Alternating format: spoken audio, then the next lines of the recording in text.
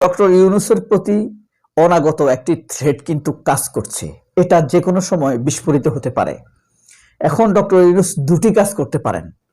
এক, তিনি জনসম্পৃক্ততা নিয়ে এটাকে মোকাবেলা করতে পারেন, আর নয়তো এই জনসম্পৃক্ততাকে কাজে লাগিয়ে ইউনূসের বিরুদ্ধেই ঘটনা ঘটতে পারে, যেটা আগ থেকেই চেষ্টা করে আসা হচ্ছিল। এক, তাকে জঙ্গি উগ্রবাদীদের নেতা হিসেবে সাব্যস্ত করা, যা ভারতীয় মিডিয়া এবং বাংলাদেশের মিডিয়া প্রচার করা হচ্ছে। দুই হলো দ্রুত নির্বাচন অথবা যে কোনো ভাবে তাকে বিদায় করা। আর এভাবে বিদায় করতে না পারলে জনসম্পৃক্ততা অর্থাৎ একটি কৃত্রিম গণবিদ্রোহ তৈরি করে তাকে বিদায় করে দেয়া, যেমন মিশরে যেভাবে হয়েছিল। এখন ডক্টর ইউনূস এটা মোকাবেলা করবেন কিভাবে? হয় তিনি জনগণের সাথে মিশে যাবেন, অর্থাৎ জনগণের সাথে সম্পৃক্ত হয়ে তিনি এটাকে মোকাবেলা করবেন। এই থ্রেটটা কোন দিক থেকে আসবে? ভারতের দিক থেকে, অর্থাৎ ভারতের বাংলাদেশে যে দালাল আছে তাদের দিক থেকে। এটা হতে পারে সেনাবাহিনীর গুটি কয়েক উপরস্থ অপরাধী কর্মকর্তা, ও আকার নিজেই হতে পারে।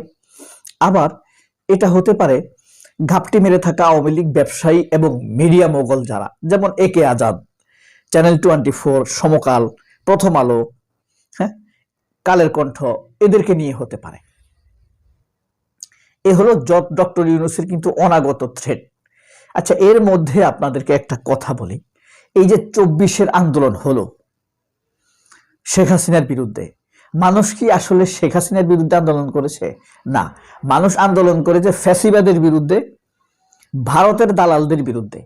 সেই আন্দোলনে এদেশের ছাত্র জনতা, সাধারণ মানুষ, ইসলামিক মানুষ, দেশপ্রেমিক মানুষ, আস্তিক নাস্তিক সবাই এক হয়েছিল এই ভারতের বিরুদ্ধে, ভারতের দালালদের বিরুদ্ধে।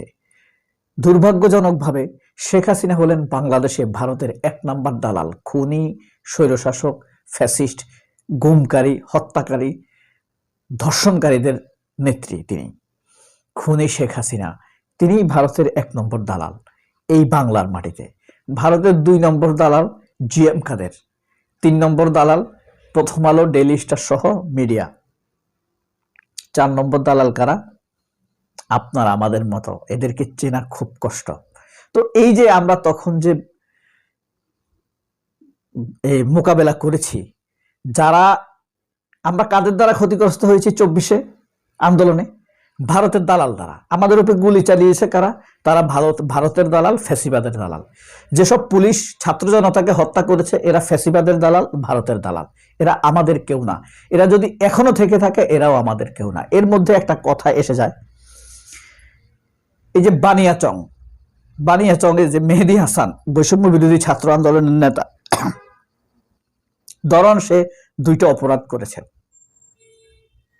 এটা তাকে অপরাধী বলা যাবে না। সে বলেছে বুক চিটিয়ে যে আমরা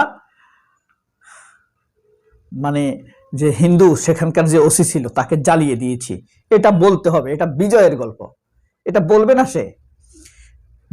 যে পুলিশ কর্মকর্তা স্পটে দাঁড়িয়ে 9 জন স্টুডেন্টকে হত্যা করেছে, বানিয়াচংয়ে 9 জন স্টুডেন্টকে হত্যা করেছে, লাশ জ্বালিয়ে দেওয়ার উদ্যোগ নিয়েছে। পুরান ঢাকায় একই ঘটনা, একই দিনে 9 জন মারা গেছে পুরান ঢাকায়। তো বানিয়াচংয়ে এইটা প্রতিরোধের সাথে সরাসরি ছিল মেহেদী হাসান। তো এই মেহেদী হাসান তার একজন সহযোগীকে পুলিশ অ্যারেস্ট করেছে। মেহেদী হাসান থানায় গিয়েছে তাকে ছাড়িয়ে আনার জন্য। সেখানে সে বলছে যে আমরা এই থানাকে জ্বালিয়ে দিয়েছি, পুলিশ আমাদের উপরে গুলি চালিয়েছে। এই কথার প্রেক্ষিতে সে বলেছে। আচ্ছা বলেন তো, কোন মুক্তিযোদ্ধা বীরত্বের কথা বলছে যে আমরা পাকিস্তানের একটা জাহাজ জ্বালিয়ে দিয়েছি, কয়েকজন আর্মিকে মেরে দিয়েছি, সেটা কি বীরত্ব, গৌরবের কথা না? মেহেদী হাসানের কথাটাও গৌরবের। এবং 24 সালের সেপ্টেম্বরের 23 তারিখ আসিফ নজরুল কিন্তু ফেসবুকে স্ট্যাটাস দিয়ে বলেছেন যে জুলাই আগস্টে যত কর্মকাণ্ড হয়েছে আন্দোলন সংশ্লিষ্ট, এসবের জন্য কাউকে অ্যারেস্ট করা যাবে না। এটা জানার পরেও পুলিশ মেহেদী হাসানকে অ্যারেস্ট করেছে। এই দুঃসাহসের বিরুদ্ধে গত 48 ঘন্টায় বিপুল প্রতিরোধ হয়েছে। এবং মেহেদী হাসানের বক্তৃতা, বিবৃতি আমার খুবই ভালো লাগে। ডেসপারেট, স্বচ্ছ সরল এবং টু দ্য পয়েন্টে বক্তৃতা দিতে পারে সে। তো মেহেদী হাসানকে ছেড়ে দিতে বাধ্য হয়েছে। এখন কিন্তু মেহেদী হাসানের শত্রু বেড়ে গেল। তবে হ্যাঁ, এই ধরনের লোকের সংখ্যা যতই বাড়বে ততই দেশের লাভ। এখন বাংলাদেশের মিডিয়া তার দোষ খোঁজা শুরু করবে হাদির মতো করে। হাদিকে যেভাবে খুঁটে খুঁটে খুঁটে খুঁটে হত্যাযজ্ঞ করা হয়েছে, মেহেদী হাসানকে এমন করা হতে পারে। এদিকে সুরভিকে অ্যারেস্ট করা হয়েছে। আশা করি আমরা সুরভির ক্ষেত্রে সফল হয়ে যাব, সুরভিও মুক্তি পেতে পারে। সুরভির চাঁদা চাওয়ার বিষয়টি এখন পর্যন্ত আমার কাছে খুবই ষড়যন্ত্র মনে হয়। এটুকু একটা মেয়ে 50 কোটি টাকা চাঁদা চাইবে, মানে কারো কাছে এটা বিশ্বাসযোগ্য না। এটা কোনো একটা চক্রের, অপরাধী চক্রের চক্রান্ত হতে পারে, তার বিরুদ্ধে সাজানো ঘটনা। দ্রুত আমরা আশা করি মুক্ত জীবনে ফিরে আনতে পারবো সুরভিকে। তো যাই হোক, এই যে ঘটনাগুলো নিয়ে হাদির বিচার, মেহেদী হাসানকে অ্যারেস্ট, সুরভিকে অ্যারেস্ট, এসব নিয়ে কিন্তু আবার নিপীড়িত দগদগে ক্ষত থাকা মানুষ আবার রাস্তায় নেমে আসছে। এই বিদ্রোহটা ইউনূসের বিরুদ্ধে যেতে পারে।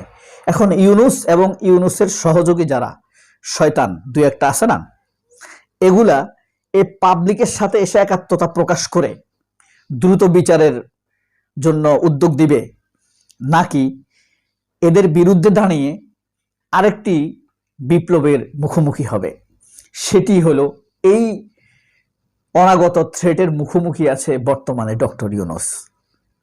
এই থ্রেটকে মোকাবেলা করার জন্য ইউনূসের এক নম্বর হলো তিনি মানুষের পালসকে বুঝতে হবে। ইউনূসকে মানুষ ভুল বুঝছে অনেকেই। এটার কারণ হলো ডক্টর ইউনূস যে উদ্যোগগুলো নিয়েছেন দেশ, জনগণ এবং রাষ্ট্রের জন্য, সবগুলো উদ্যোগ হলো দীর্ঘমেয়াদী। স্বল্প মেয়াদী তিনি কোনো উদ্যোগ নেন নাই। যেমন বিচারের প্রস্তুতি নিতেই আমাদের 1 বছর লেগে গেছে, একটি রায় পেতে আমাদের লেগে গেছে 14 মাস। দীর্ঘমেয়াদী প্রস্তুতি। স্বল্পমেয়াদী প্রস্তুতি কি? স্বল্পমেয়াদী প্রস্তুতি হলো এক সিদ্ধান্তের মাধ্যমে আওয়ামী লীগের কবজায় থাকা সকল অবৈধ সম্পদ দেশের ভিতরে থাকা রাষ্ট্রের কবজায় নিয়ে আসা, এগুলোকে রাষ্ট্রীয় সম্পত্তি ঘোষণা করা, যারা শহীদ, আহত, নিহত পরিবারগুলোকে এগুলো ভাগ বন্টন করে দেওয়া। এটা ছিল স্বল্পমেয়াদী একটি বড় উদ্যোগ, কিন্তু ইউনূস এটা নেন নাই। আমরা জানি আসিফ নজরুলের কারণে এটা নিতে পারেন নাই তিনি। এটা উদ্যোগ ছিল, এখনো আছে। এরপরে আরেকটা উদ্যোগ হলো মিডিয়াগুলোকে তখ্ততাউস নাড়িয়ে দেওয়া, উল্টে দেওয়া। সম্পাদক টেলিভিশন চ্যানেলগুলোর মধ্যে থেকে রিপোর্টারদেরকে বাদ না দিয়ে প্রডিউসারগুলোকে ঝাঁটাই মেরে অ্যারেস্ট করা, সম্পাদকদেরকে অ্যারেস্ট করা, বার্তা সম্পাদক এদেরকে অ্যারেস্ট করা। কিন্তু ভুলবশত কি করছে দেখেন, কয়েকজন রিপোর্টারকে বাদ দিছে, চেনামুখ। কিন্তু একজন রিপোর্টার নিউজ প্রডিউসারের কথা ব্যতীত কিন্তু নিউজ প্রকাশ করতে পারে না। শব্দ চয়ন, রিল, ধারাবাহিকতা, লিটারেসি ঠিক করা, এগুলা কিন্তু সবচাইতে প্রভাব রাখে প্রডিউসাররা, যারা নিউজ প্রডিউসার। আপনি দেখবেন এই যে নিকোল অনুষ্ঠান করে না, রোকসানা আঞ্জুম নিকোল, যমুনা টিভিতে, এটা কিন্তু এটা নিকোল কি বলবে, কাকে আক্রমণ করবে, কাকে অপমান করবে, এগুলা কিন্তু শিখিয়ে দেয় প্রডিউসার। এই প্রডিউসারকে আমরা চিনি না। তবে সহজ কথা হলো নিকোলের অনুষ্ঠানের প্রডিউসার নিকোলই, কিন্তু সব অনুষ্ঠানে এরকমটা না। বেশিরভাগ অনুষ্ঠানে উপস্থাপকের সাথে উপস্থাপকের কানে দেখবেন একটা টক ব্যাগ লাগানো থাকে, ব্যাগ থেকে টক করে, মানে পেছন থেকে কথা বলে, এটা শুধু তিনি শুনেন। তখন সে যখন প্রশ্ন করে দেখবেন অতিথি কথা বলতে থাকে, এর মধ্যে থামাই দেয় উপস্থাপক, কারণ এই কথাটা বলতে দেওয়া যাবে না, তাহলে আওয়ামী লীগের বিরুদ্ধে চলে যাবে। এই কথাটা বলে দেয় পেছন থেকে, টকব্যাকের মাধ্যমে বলে দেয় একে থামাও, তখন না না এটা সেটা বলে অথবা বিরতিতে চলে যায়, এভাবে থামিয়ে দেওয়া হয়ে থাকে। কথা বুঝছেন? এই প্রডিউসারদেরকে ধরতে হবে, সম্পাদক, বার্তা সম্পাদকদেরকে ধরতে হবে, প্ল্যান এডিটর যারা আছে, প্ল্যান এডিটর, সব নিউজ চ্যানেলে একটা করে প্ল্যান এডিটর থাকে, এদেরকে ধরতে হবে। যমুনা টিভির প্ল্যান এডিটর কিন্তু নিকোল। তো যাই হোক, এই যে অনাগত থ্রেট ডক্টর ইউনূসের প্রতি, এটা করতে হলে এই স্বল্পমেয়াদী 3-4টা কাজ করে ফেলতে হবে। জবাবদিহিতার আওতা নিয়ে আসতে হবে এসব বড় বড় ব্যবসায়ীদেরকে, মিডিয়া হোল্ডারদেরকে, এবং এই যে আন্দোলন দানা বেঁধে উঠছে, এটার সাথে এসে একাত্মতা প্রকাশ করে দ্রুততার সাথে হাদি হত্যার মামলার আসামিদেরকে অ্যারেস্ট করতে হবে। এর মাধ্যমে বার্তা দিয়ে দিতে হবে জুলাই আন্দোলনে যারা সম্পৃক্ত ছিল তাদের অপরাধগুলো কোনো অপরাধ নয়, এটা গণতন্ত্রের সংগ্রামের গৌরব। তাহলে ডক্টর ইউনূস এই থ্রেট মোকাবেলা করতে পারবেন।